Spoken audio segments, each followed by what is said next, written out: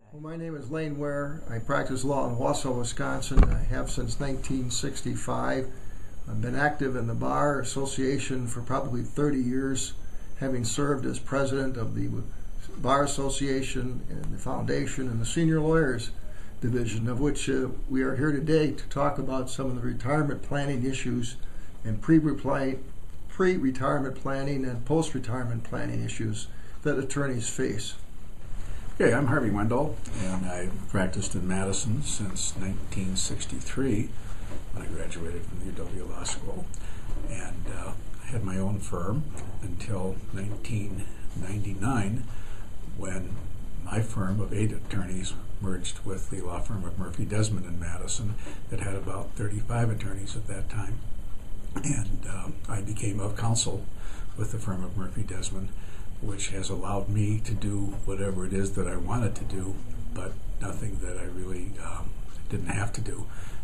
And I basically have been helping and mentoring, and of course having a lot of clients during all that time. I've been able to transition the clients to other attorneys in the firm. My name is Harry Holz. I'm a retired partner at Quarles & Brady in the Milwaukee office. Graduate of Marquette University, Marquette Law School, 1 degree, and Northwestern University Law School, Master's in Law degree. Practiced in Chicago relatively briefly, and was admitted to the Illinois Bar, and have practiced with Quarles & Brady actively until age 67, which is our retirement age. What I spoke about was transitioning your firm, and basically transitioning the clients that anybody has represented for a number of years to the new firm or to other attorneys when someone has decided to retire. My presentation was really focused on pre-retirement planning and the importance of it, and that it takes longer to implement than most people think.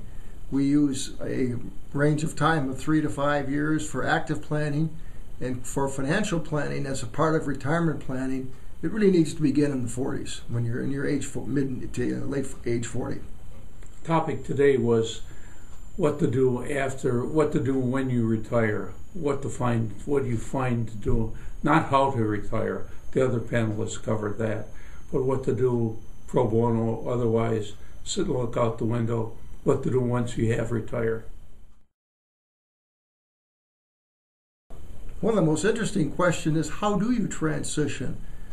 This is all I've ever done is practice law. How do I fill the void of time when I'm no longer practicing?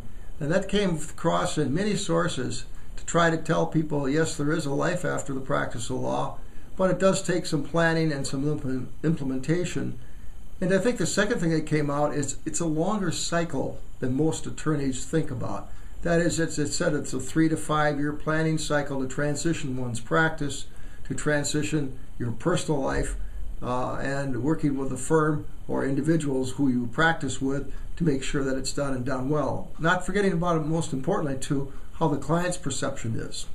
I think one of the most important things to keep in mind if you are going to retire and stop practicing law is to make sure that you have something else in your life to fulfill the time that you spent practicing law. Point 1 was know yourself, what you want to do, and whether you really have any interests outside the law. A lot of lawyers don't. It's their life, their career, their everything, and all of a sudden they're retired. Nothing to do.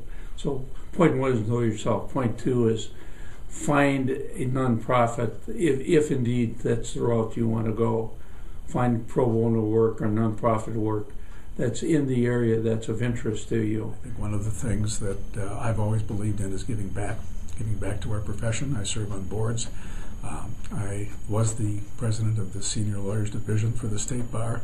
I'm now the chairman of the Senior Lawyers section for the Dane County Bar, so I serve on the Dane County Bar Executive Committee, and I also serve on many other boards, and the most important one that I think I serve on is the Supreme Court Board of Administrative Oversight, which oversees OLR, the Office of Lawyer Regulation, for the entire state. Some of the key things would include the financial planning, which is the ability to have sufficient savings, investments, etc., so that you can afford to retire when the time comes. It comes all too quickly. That planning is a long-term process.